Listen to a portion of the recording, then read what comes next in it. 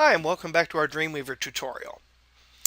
In this video, we're going to go ahead and set up the CSS styling for our contact form. In the previous video, I had indicated that we were going to install the validation tool first and then set up the CSS. And I decided it makes a little bit more sense to do the styling and then to set up the validation tool. So that's the order that we're going to go ahead and proceed in. And you can see I have the contact page open and my style sheet open.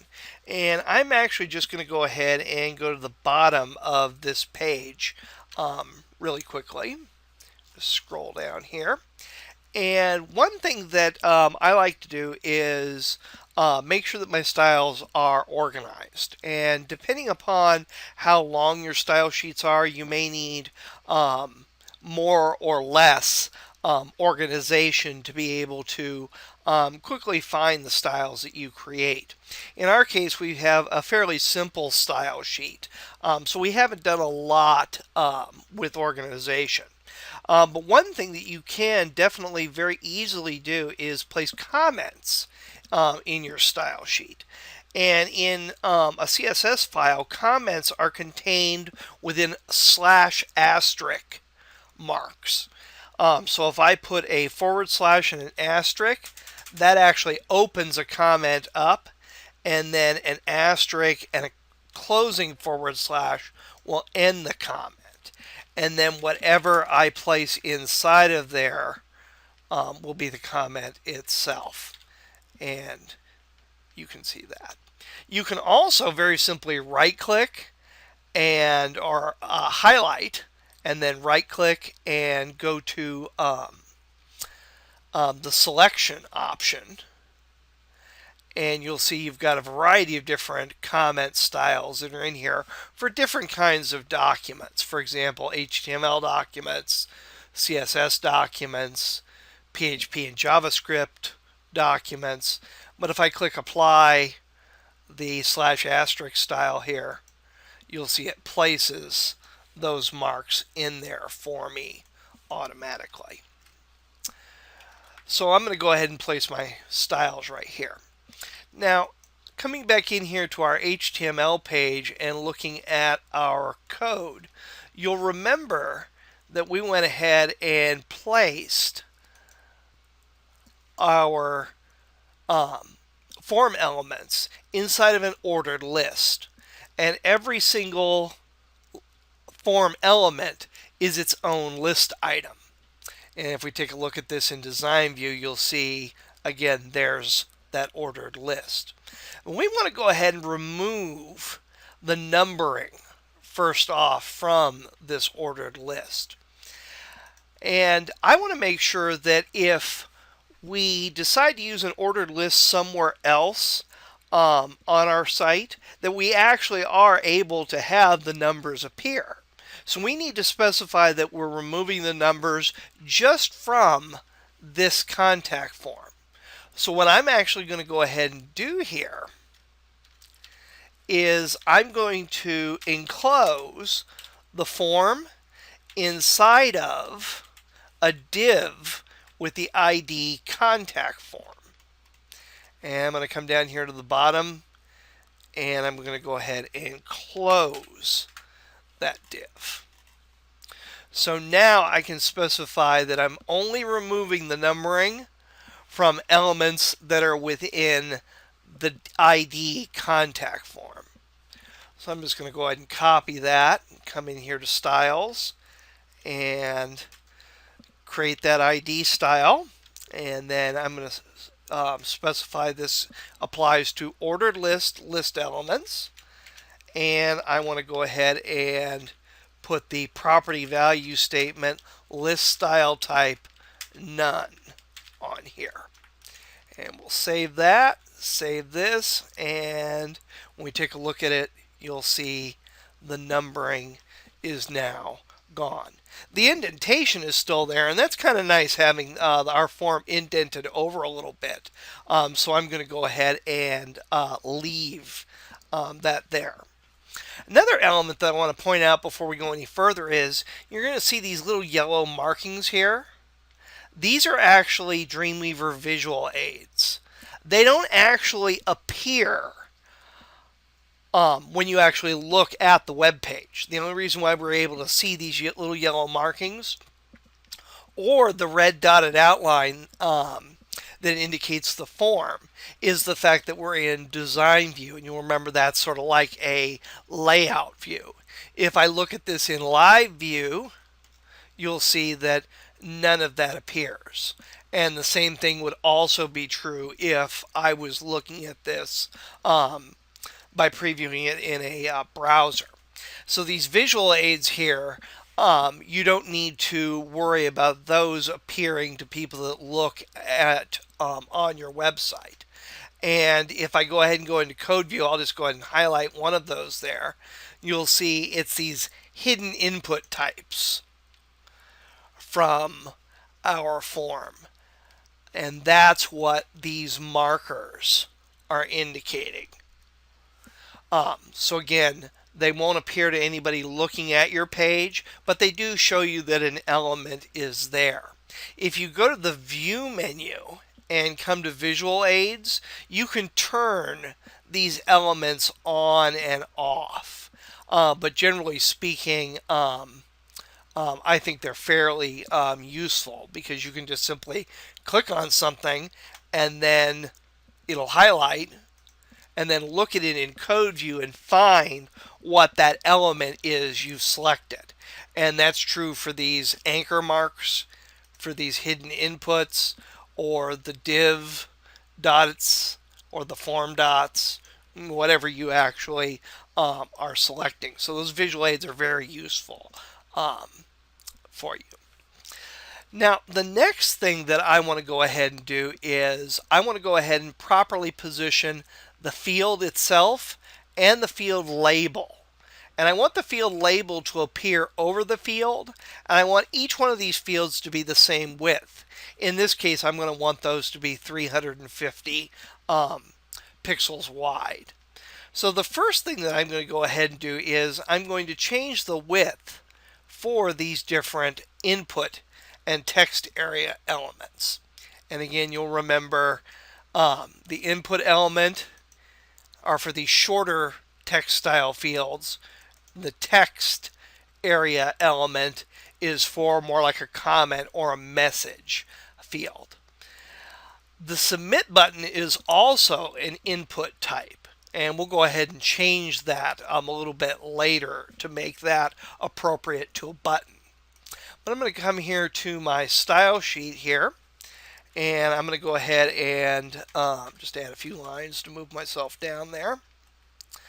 And I'm going to go ahead and create a style for input tags, and then a comma and text area, because I want these styles to apply to both of those different types of elements.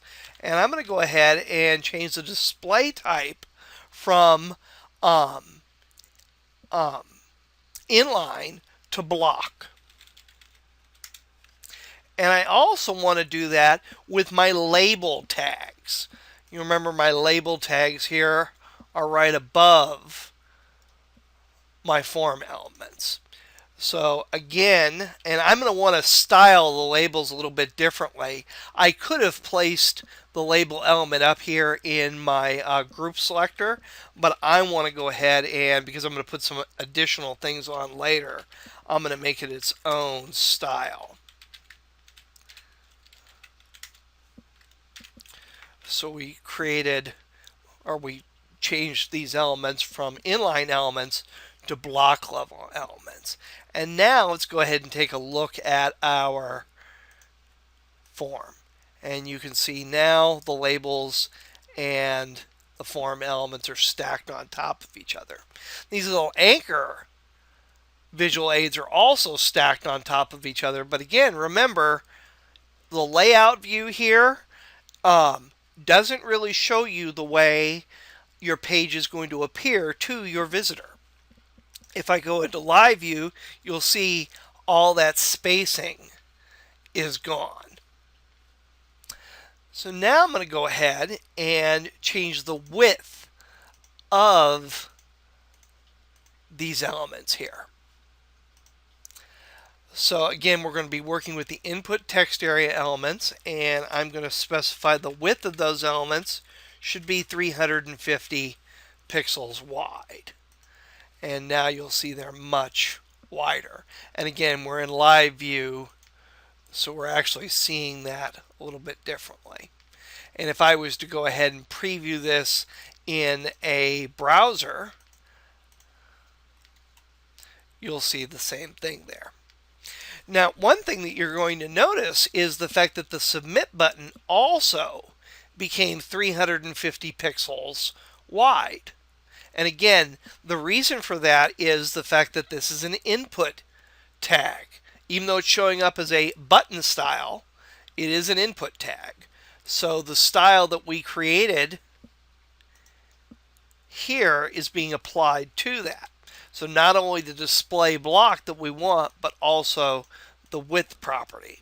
So the next thing that we're going to go ahead and do is we're going to go ahead and correct that. We're going to make the button the proper size. So let's go back into our style sheet here, and I'm actually going to create a class style and just call it submit. I can call it whatever I want, submit button, and then I'm going to apply the width here and make it 100 pixels. And then I'm going to come back into my contact form, and you need to place the class style on that input element. But as soon as you place that class style onto that button element, you'll see that your button now is only 100 pixels wide. So those class elements are very useful for specifically targeting an individual element type. Now I also want to go ahead and change the way the actual boxes look here. And one thing that you're going to notice is that right now the text area and these input fields, the border around the elements actually looks different in Dreamweaver's live view here. Now, if I go into Chrome and preview this, you'll see they look identical. And the same thing should be true for current versions of Firefox, Internet Explorer, Safari, and Opera. But older versions of these browsers, and actually I should say much older versions of different browsers, may show the text area differently from the input tags unless they're specifically formatted. So for that reason, even if you like the way they, I should say if you're perfectly happy with the way they look, there's no real reason to change them. But if you want to make sure that they always look identical to each other, you can go ahead and style those elements. And in this case, I want to go ahead and put a simple 1 pixel border around these elements. And you can see here, when I get to the style point, I could make them all inset or groove or double bordered or dotted. There's a lot of different ways that you can outline a form field, but I just want to go ahead and make that a solid line. So I'm going to go ahead and save that, and now when we come back in here, you'll see that each one of my form elements just has a solid line around it. And again, you could change the color to whatever you want it to be. I also want to go ahead and put a little bit of padding on my elements. And you'll see right now if I type in something into my field, there's not really any space around that. It looks really cramped. So I'm going to go ahead and go into my style sheet here, and again in my input text area fields, I'm going to go ahead and say that each one of these elements should have 5 pixels of padding on them.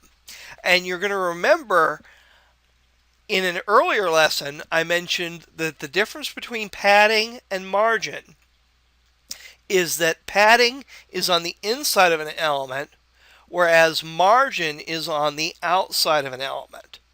So when I go ahead and save this and take a look at my field, you'll see that extra padding is on the inside of the element.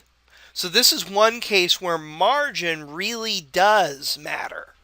If I had a lot of places, it doesn't matter if you use margin or padding.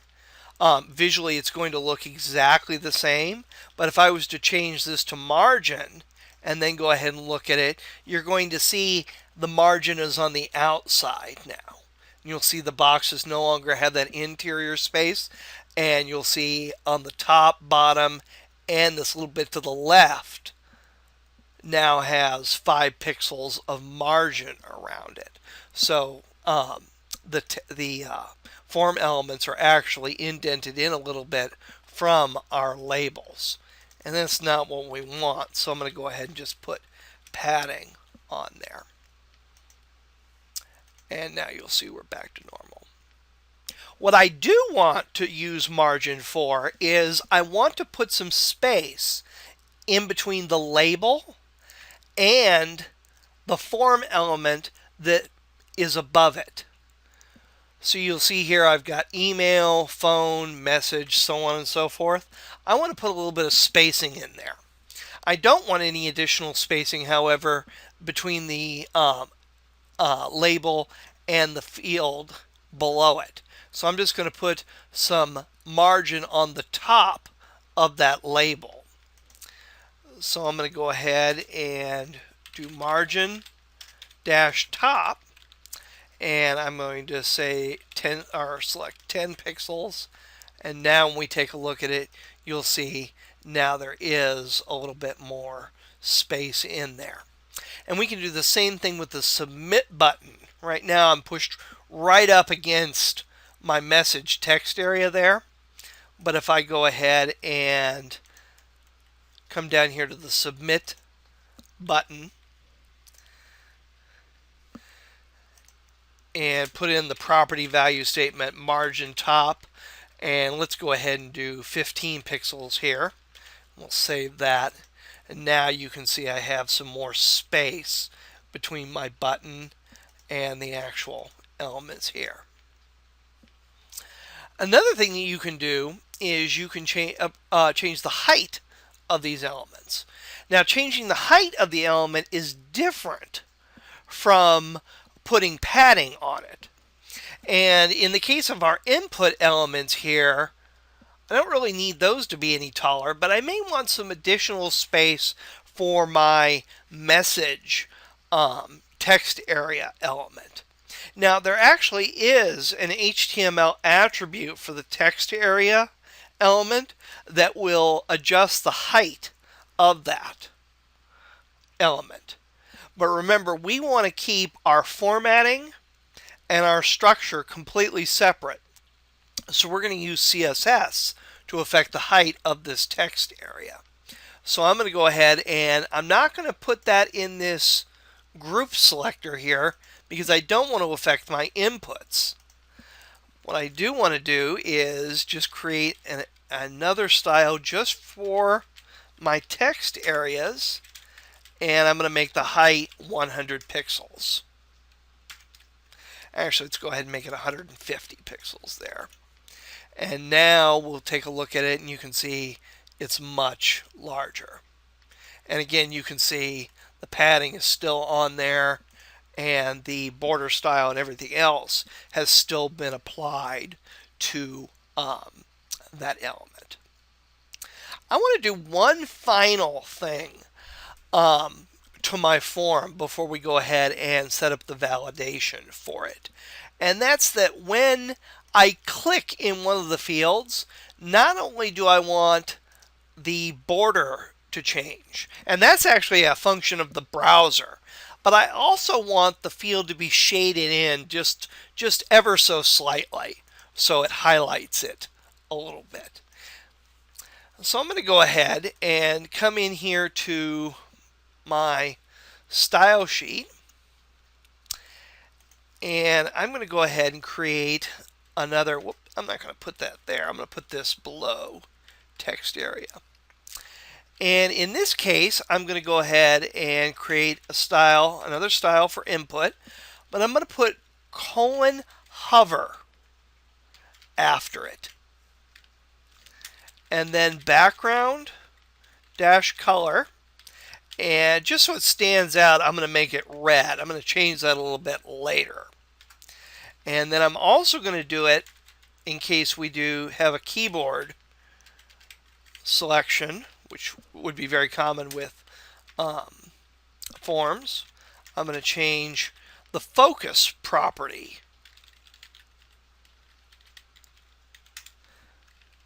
for my input elements.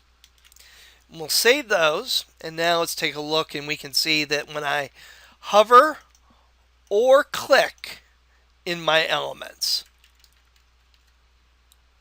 you can see that the field now turns red.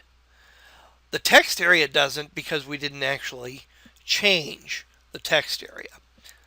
What I can do here is I can make this a group selector and just put a comma and then text area hover, and do the same thing down here, text area focus. And again, remember the difference between a hover is a mouse effect or is a mouse event, and the focus is a keyboard event. And we use these style or these pseudo styles, hover and focus, when we did our links as well. And in this case, I don't want it to be red. I'm going to change that to something a little bit different.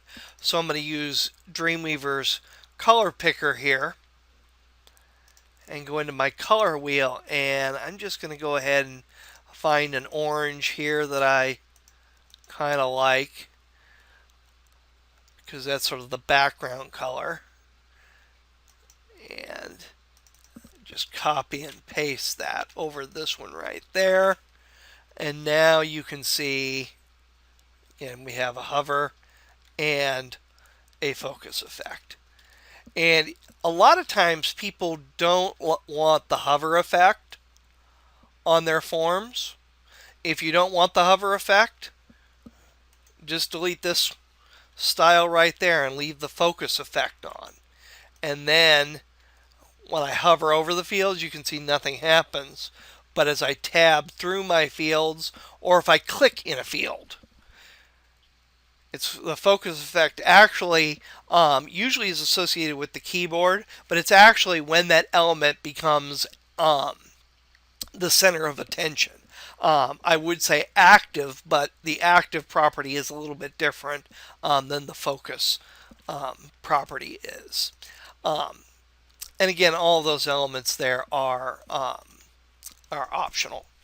So we've now set up all the styling for our form. The next thing that we're going to go ahead and do is we're going to go ahead and put our data validation tool in for our form. And with that, what we want to do is we want to make sure that the form is filled out before they actually click the submit button. So we're going to go ahead and make the name and the email field required. So that's what we're going to go ahead and do with the validation tool in the next video. So I'll see you then.